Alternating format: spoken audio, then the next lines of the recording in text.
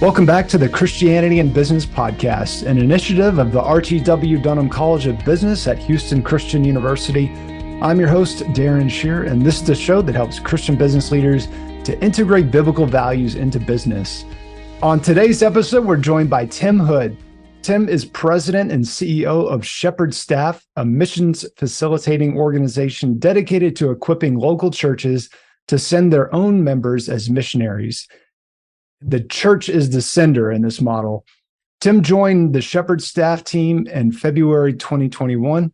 For the past 20 years, he's been involved in missions mobilization, coaching, and training.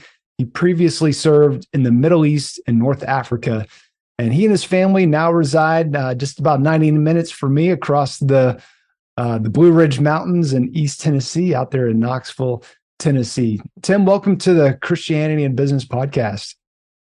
Thank you so much. Great to be with you today and with your listeners. Yeah.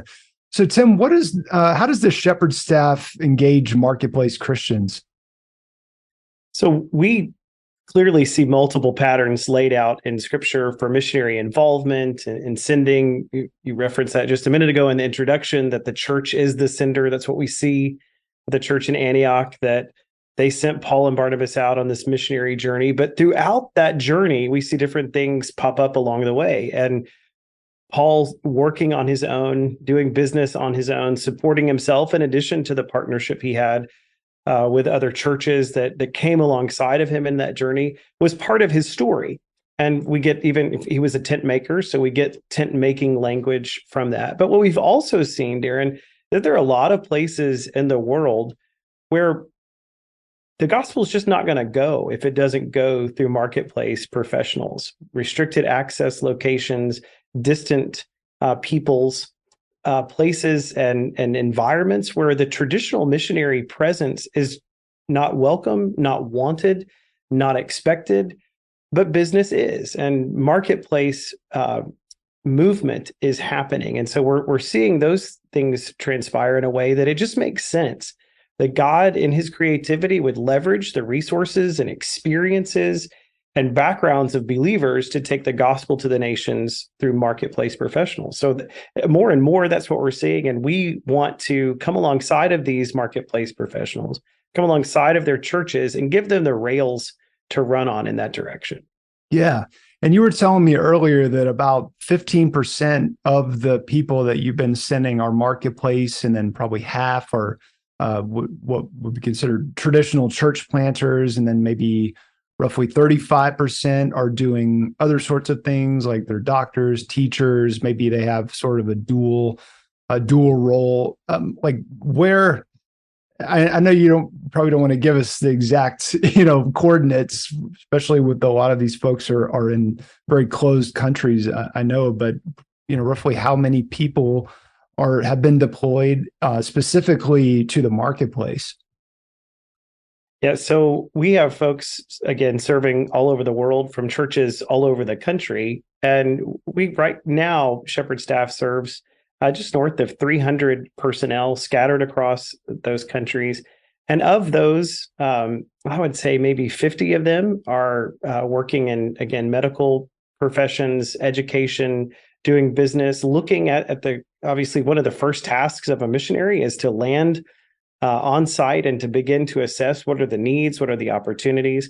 And so as they do that, a lot of times they're saying, hey, look, one of the backgrounds or bits of background, one of the skills I have can meet a need in this community. And through that, they're able to then be equipped to share the gospel. Yeah. Back in college, I worked through a temp agency one summer.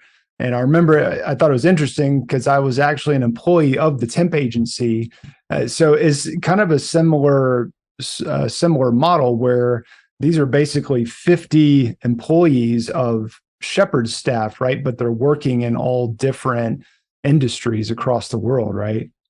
That's right. So our model as an organization is that we come alongside of the sent out one in this place. So Shepherd Staff personnel are considered W-2 employees of our organization, but we believe their sending churches are the boss. So we don't tell them where to go, what country to go to, what team to join, what occupation to engage in.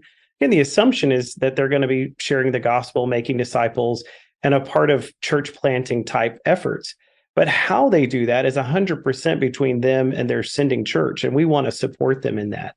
Now, Darren, that is a really easy case to make for people that are going to do traditional mission type work.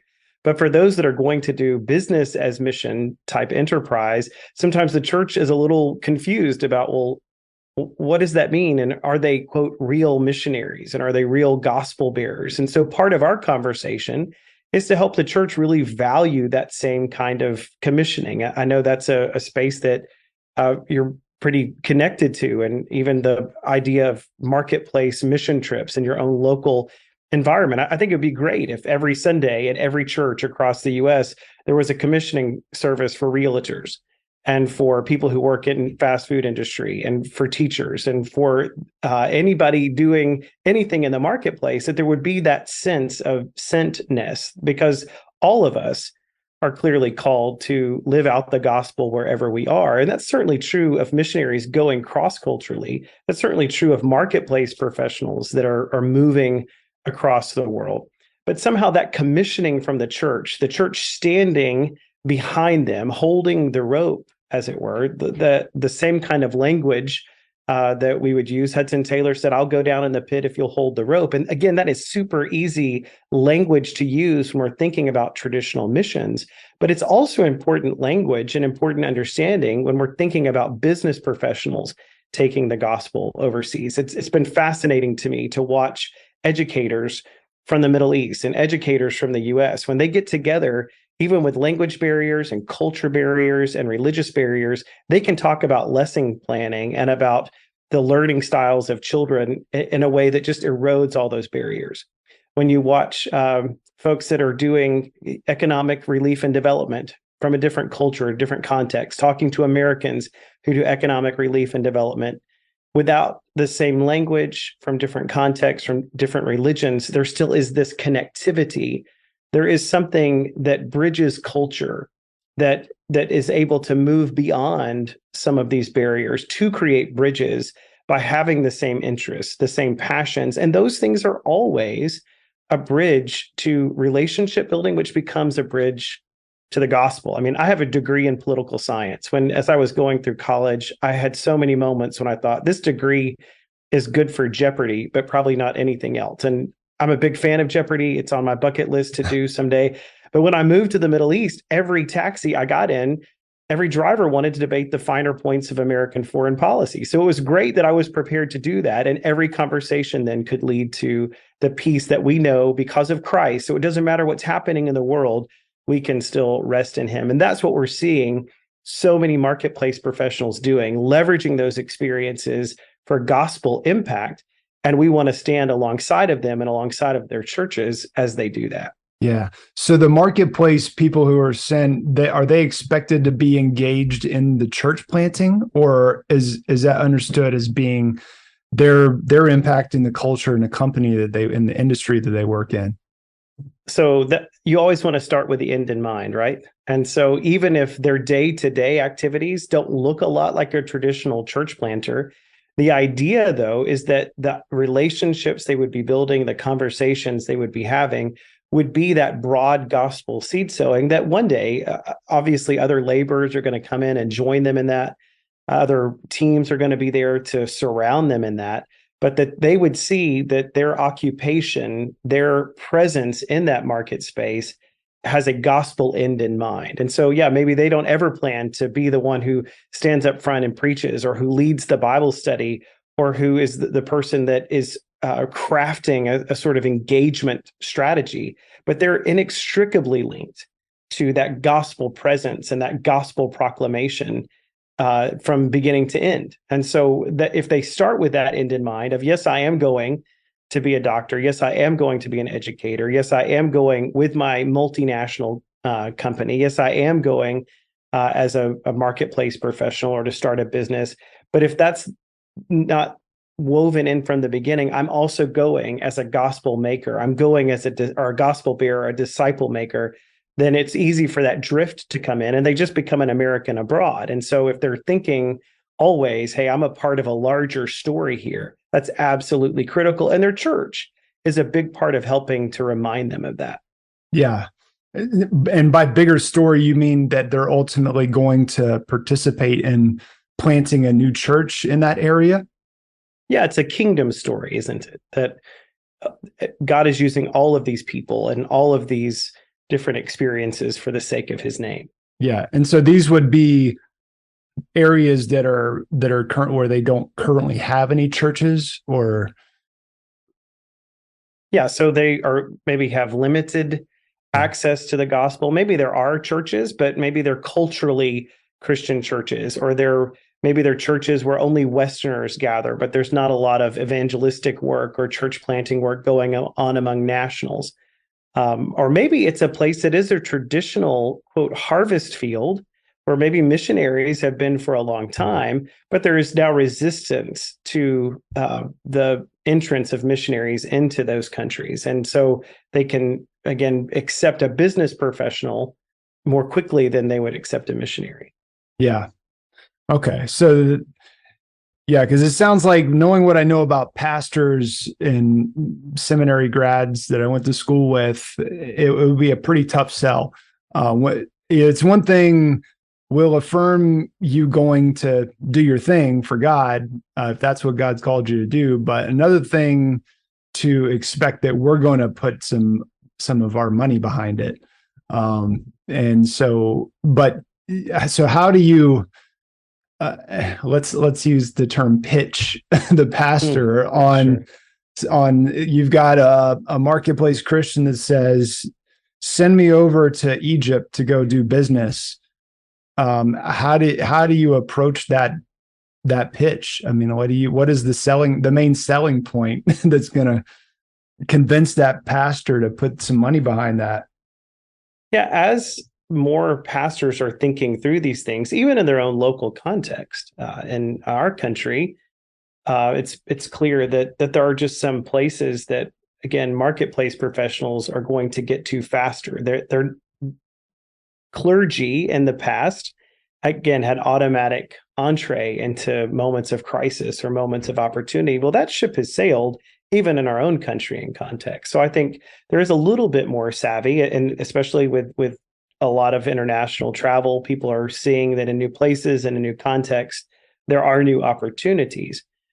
But the work of the minister of the gospel is to equip the church to do ministry. And so the role of the local church, the sending church, in the life of every believer that's a part of that congregation is to equip them. We have a really theological conviction that we train for obedience, not for information, that we're discipling for obedience. That is the expectation in the work that we do, in the teaching that we do, that it's not just to give more theological knowledge, but that we would actually take action with that. So as churches are getting more serious about even the missionary equipping side of how do we prepare our members to live as missionaries overseas, they are naturally having the conversation of how do we prepare them to live like missionaries here in the US? Again, the language gets clunky at times of what is a true missionary and who is called and all of those things, but we still want to think and act and behave like missionaries no matter where we are. So more and more churches are seeing the idea of a marketplace professional going overseas as a pretty appealing idea. That it makes sense. Yeah. And so it's not as hard of a sell today as it may have been in the past, but sometimes there is that sense of understanding the culture and context, because the default posture is, well, why don't we just send them regularly? Well, they're not going to get a visa or they're not going to be allowed to stay, or they're not going to be able to find an apartment. Some of those very practical realities of missionary life suddenly evaporate if someone is going into a country where none of that's possible. And so often with churches, we want to paint that larger picture, even of vast lostness. When you think of 1.6 to 2 billion people in the world with little or no access to the gospel, a lot of our strategies for getting to them are obsolete. What we've done in the past just isn't working, and it's not working fast enough. And yet we have tens of thousands of American believers going overseas with their companies, with other nonprofits or NGOs to live and to serve and to work because they want to make a difference with their lives. How much better if the church actually would commission them and prepare them and then get behind them in that endeavor. Yeah. Well, Tim, what kind of stories are coming out from the field, from the marketplace, the people that are there specifically on a marketplace assignment and representing the Lord out there? So just recently, I heard the story of some of our folks who are serving in Asia, doing medical work and relief and development, and the opportunities that they're having as they are simply day to day meeting the physical needs of the people in the country where they're living. They're constantly being given the chance to have gospel conversations. And so recently, one of the folks that they built a relationship with, they were able to share the gospel truth in a way that this person, a like-hearted, like-minded individual, that another medical professional was able to hear the gospel in a way that could really respond. And they haven't yet come to faith, but there's so much more openness because of that. And so we do hear a lot of those kinds of stories that provide the bridge then for others to feel that inspiration that, hey, I can do this too. Yeah, that reminds me of a verse that you shared with me earlier from First Thessalonians. Could you share that with our listeners and kind of what that means for marketplace Christians? I can just read it off if that's easier. Yeah, let's do that. Sorry. Yeah, it was First Thessalonians chapter 2, verses 8 and 9. We were well pleased to impart to you not only the gospel of God, but also our very lives, because you had become very dear to us. Right. And Paul, writing to the church at Thessalonica, demonstrates what absolutely seems to be the pattern and the behavior of marketplace professionals. That, yes, as a bearer of the gospel, as a disciple maker, the gospel truth, the life that we have in Christ should constantly be flowing out of our lives and flowing from our lips, for sure. But Paul goes on to say, we didn't just share the gospel with you, we shared our very lives. And when I think about the way that marketplace professionals are not just counting the cost, but paying it. They're laboring alongside of. They're shopping in the same grocery stores. Their kids are going to the same schools. They're literally living side by side in the same compounds or apartment complexes. They are intentionally, and that is so much, Darren, of what we're talking about today is intention.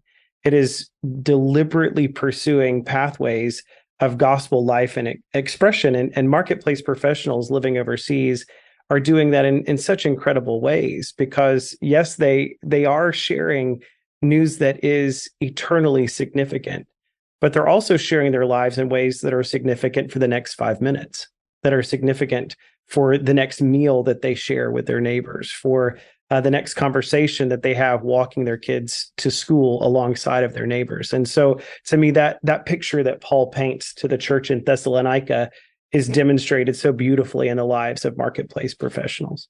Yeah, well said. And Tim, how do you see discipleship happening through this model, specifically through marketplace Christians? Like if you could just paint a picture of a scenario where you look at something happening in the marketplace and you say, yes, that's discipleship. That's the Great Commission being carried out, because it's easier to, I think about it in terms of, well, if I schedule a time where everybody's going to gather on Sunday morning at 10 o'clock and I preach to them, I can say, yes, that's discipleship. But how do you understand that happening in a marketplace context? Well, for a long time, we have heard the definition or the explanation of the Great Commission thinking, Matthew 28, 18 through 20.